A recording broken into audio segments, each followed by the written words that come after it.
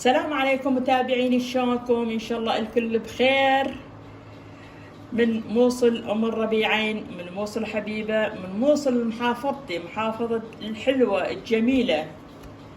طبعا انا ضيفه بالموصل، انا تقريبا صار فتره انا بالموصل، لهذا السبب ما اقدم فيديوهات. وهاليوم حبيت اقدم وصفه او فيديو من موصل، من مطبخ بنتي، مو مطبخ ام البيت، من بنت مطبخ ام البيت. طبعا أنا مثل ما قلت أنا بالموصل وببيت بنتي وبمطبخ بنتي، مطبخ بنت أم البيت. طبعا هالشكل ينقال.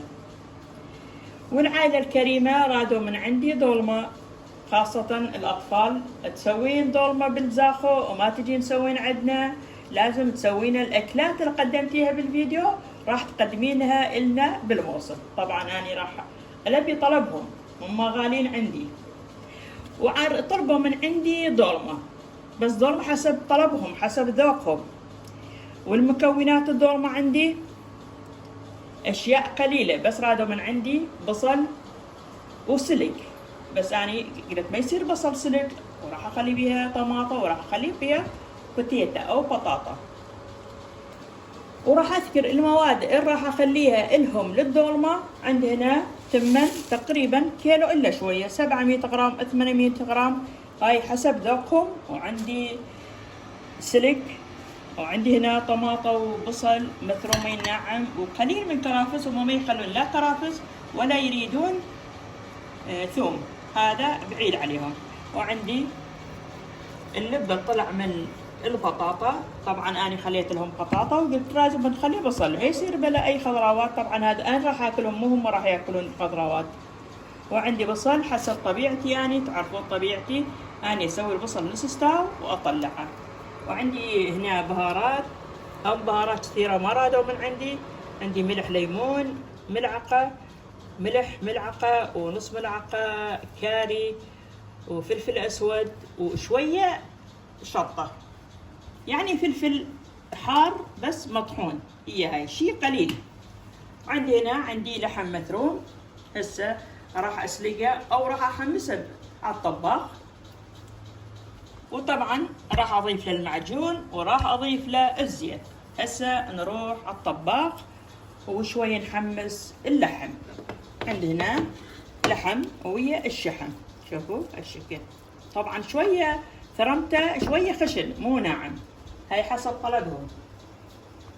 وهسه نعلق الطباخ ونحمس اللحم 4 دقائق 5 دقائق حتى شوية تغير لون اللحم، ونشوف بعد ايش نسوي وراء تحميصة اللحم.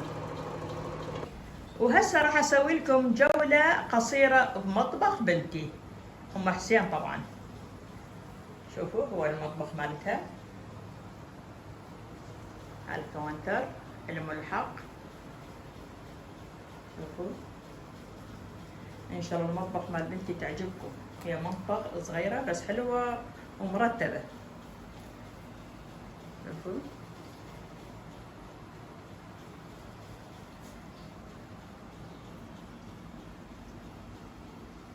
شو تقول المطبخ بنتي؟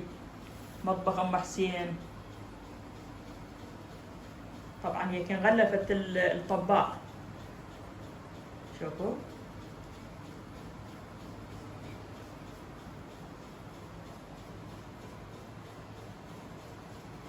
خليه ورود فوق الملحق مالت مطبخ.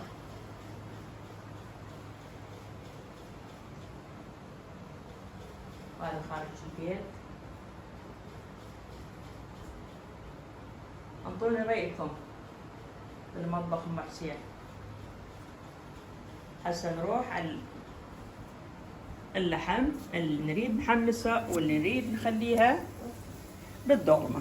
شوفوا طبعا تغير لون اللحم.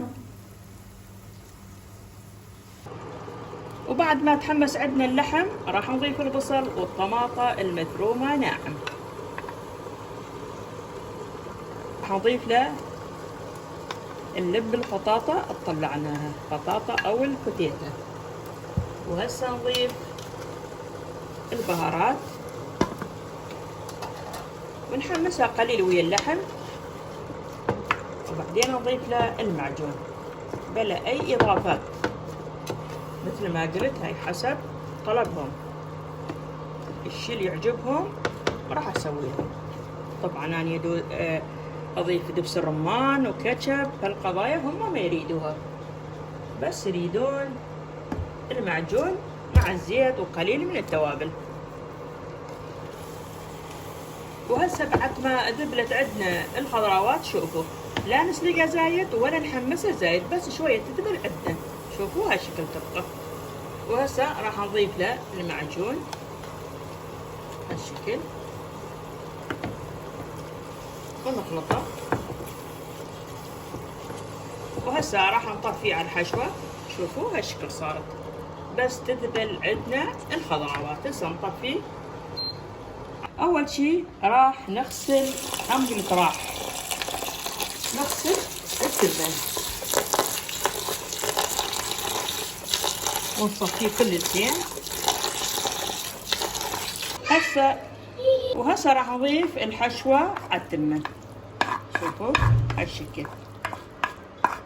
طبعا مرات أنا ما أسوي، لما نسوي للبيت هم هالشكل نسوي، بس مرات نخليه نخلطه كامل. هسه نخلط التمن ويا الخضروات ويا اللحم. طبعا التمن بارد تبرد الحشوة.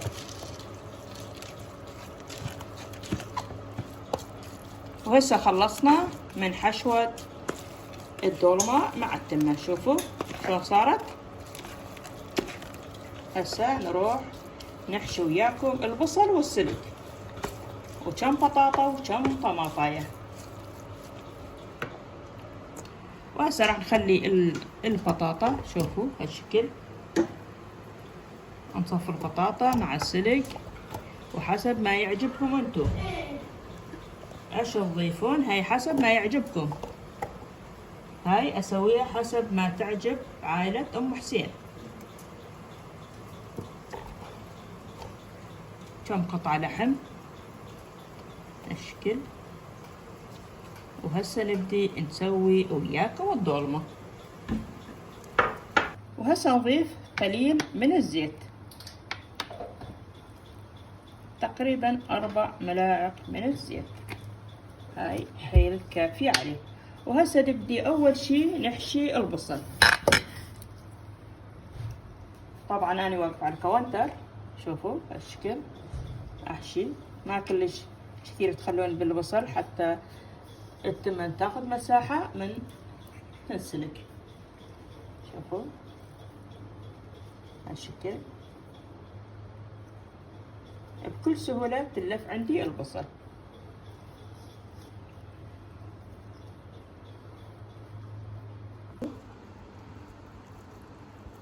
شوف شلون بكل سهولة تلف عندي البصل، ونصفطه بالجدر.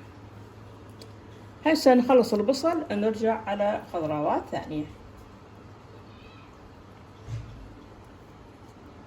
نبدي نحشي الطماطة، شوفوا هالشكل. نخلي طماطة، طبعا هاي الشحم وهاي لحم، هاي لحم وهاي شحم، ونخليه بالعكس حتى من نقلب الدولمة تطلع هي كاملة واقفة العروسة. هسه نبدي بالطماطاية الثانية. طبعا هالطماطة مثل ما قلت أنا راح أكلها، هم ما يريدوها، شوفوا هالشكل. وبعدين نبدي نسوي السلق. طبعا راح نخلي بيه لحم، ما نخلي واحد بلا لحم، شوفوا هالشكل. طب وهالشكل نخلي الطماطة والبطاطا. وطبعا خلصنا البصل، هسه نبدي بالسلق. وهسه نبدي بالسلق. طبعا السلق دبلان من عنده، غسلناه ماي البارد، شوفوا كل شي ما عليه. طلعناه قبل فترة من الثلاجة وقطعناها من العود، شوفوا بكل سهولة تلف عندنا السلق بمي البارد. اكو بعضهم يغسلون مي الحار حتى تذبل عندهم السلق، بس أنا أغسله بمي البارد. شوفوا أخلي شي قليل،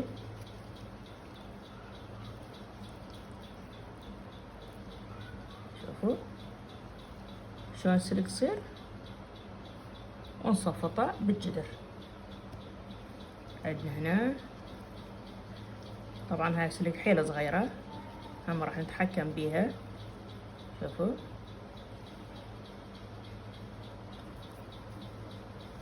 طبعا طريقة بسيطة، حتى المبتدئات يقدرون يسووها. شوفوا هالشكل. وهاي السلك ثاني، شوفوا شلون ذبلان. بس نقص من هنا ونسوي 2. شوفوا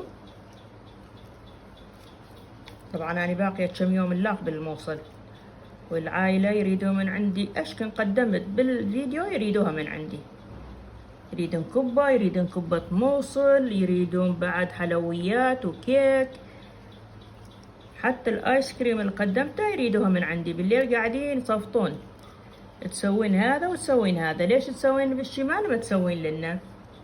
احنا بس نشوف بالفيديو. شوفوا هالشكل.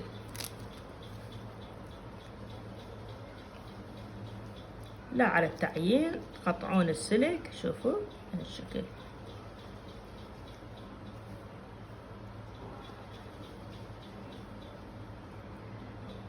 وهسه لفينا الدولمة، شوفوا شلون لفيناها وشلون صارت. وهسه راح نضيفها مي الحار والمعجون وقليل من الزيت. طبعا احنا خلينا اسفل الجدر زيت، وراح نخلي ويا المعجون هم زيت. اول شي ملعقة من المعجون، وملعقة نص ملعقة من الملح، نضيف له من ملح الليمون، وراح نضيف له المي الحار. بعدين نضيف له الزيت. نضيف له المي الحار، لازم المي الحار تصير عالدولمة، او نخلي عالدولمة المي الحار بالعكس. طبعا الماي الحار تغطي الدولمة تقريبا. وهسه نضيف له قليل من الزيت. وهسه نخلط المعجون مع الزيت مع الماي الحار، الملح الليمون والملح. وهسه نضيفها عالدولمة. شوفوا هالشكل.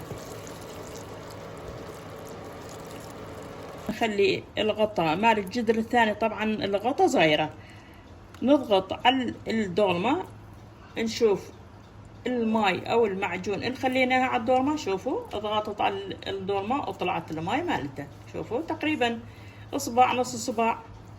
وهسه راح نخليها على الطباخ تقريبا ساعة الا شوية، تجهز عندنا دولمة من مطبخ بنت ام البيت. وهسه جهزت عندنا الدولمة، تقريبا صار 10 دقائق احنا مطفين على الدولمة وارتاحت الدولمة عندنا. شوفوا الاطفال اكلوا من عنده فلشوها لي. بس شوفوا شلون صارت الدولمة عندنا، الدولمة الموصلية. طبعا انا مسويتها بالموصل.